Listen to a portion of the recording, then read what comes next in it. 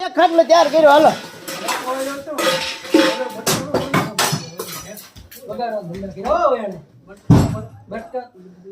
કાંઈ આમાં યાર નહીં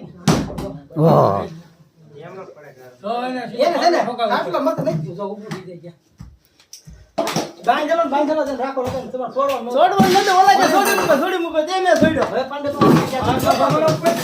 પાંડે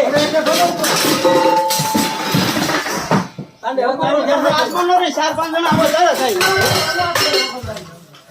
બે જણા હાથમાં નો રે બે જણા હાથમાં નો રે બધા આવે સરસ